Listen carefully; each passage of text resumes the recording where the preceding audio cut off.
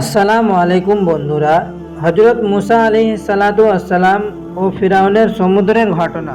অনেক দিন আগে মিশরে রাজত্ব করত এক অহংকারী রাজা ফিরাউন। সে নিজেকে আল্লাহ বলে দাবি করত। মানুষকে বলতো, আমি তোমাদের প্রভু, আমার ছাড়া তোমাদের কোনো উপাস্য নেই।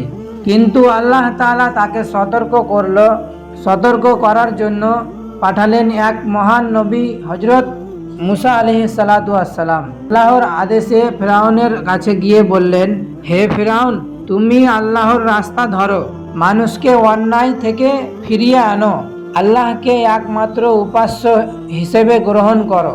কিন্তু ফিরাউন অহংকারে বলল, তুমি কে যে আমার সঙ্গে কথা বলছো?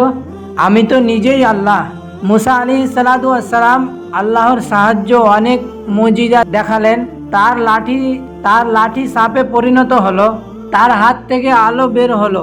কিন্তু ফিরআউন ও তার সেনারা বিশ্বাস করলো না, বরং তারা মুসা আলাইহিস সালাতু ওয়াসসালাম ও তার অনুসারীদের কষ্ট দিতে লাগলো। অবশেষে আল্লাহর হুকুম হলো, হে মুসা, তুমি আমার বান্দাদের নিয়ে রাতে মিশর ত্যাগ করো। মুসা আলাইহিস সালাতু ওয়াসসালাম বনি ইসরাইলদের নিয়ে রাতের অন্ধকারে যাত্রা শুরু করলেন। কিন্তু ফিরআউন তা জানতে পেরে বিশাল সেনাবাহিনী নিয়ে তাদের পিছু নিল। তারা পৌঁছে গেল সমুদ্রের ধারে। সামনে বিশাল জলসারি, পিছনে ফিরআউনের বাহিনী। বনি ইসরাইলরা ভয় পেয়ে বলল, হে মুসা আলাইহিস সালাতু ওয়াসসালাম, আমরা তো ধরা পড়ে গেছি। তখন মুসা আলাইহিস সালাতু ওয়াসসালাম দৃঢ়ভাবে বললেন, কখনো না, আমার সঙ্গে আমার প্রভু আছেন, তিনি অবশ্যই আমাকে পথ দেখাবেন। তারপর আল্লাহ তাআলা তাকে আদেশ দিলেন, তুমি তোমার লাঠি সমুদ্রের উপর আঘাত করো। মুসা আলাইহিস সালাতু ওয়াসসালাম লাঠি সমুদ্রের উপর মারলেন, আর তখনই এক অদ্ভুত দৃশ্য দেখা দিল। সমুদ্রের পানি দুই দিকে ভাগ হয়ে গেল, মাঝখানে শুকনো রাস্তা তৈরি হলো।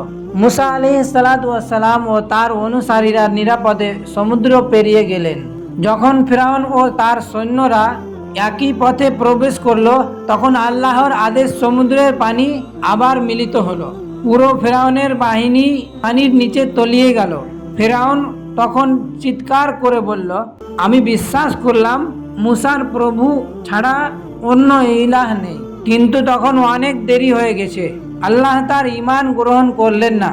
এভাবেই আল্লাহ তাআলা তার নবী মুসা আলাইহিস সালাতু ওয়াসসালাম ও বিশ্বাসী বান্দাদের রক্ষা করলেন আর অহংকারী ফিরআউনকে ধ্বংস করলেন।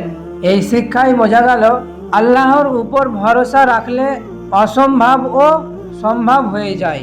অহংকার ও জুলুমের পরিণতি সবসময় ধ্বংস হয়ে যায়। সত্যের পথে ধৈর্য ও ঈমানের জয় নিশ্চিত হয়ে যায়।